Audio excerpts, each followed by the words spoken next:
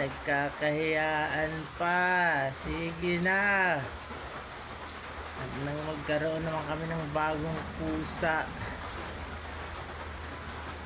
Puti this time, hopefully. Kasi isa lang yung pusa namin, kulay itim pa. Tapos multiple times nagbuntis na yan, palaging nakukunan.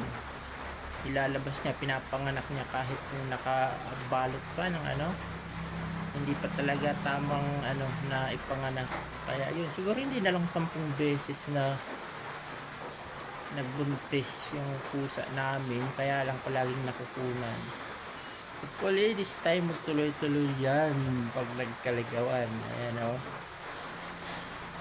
It's been like that since last night.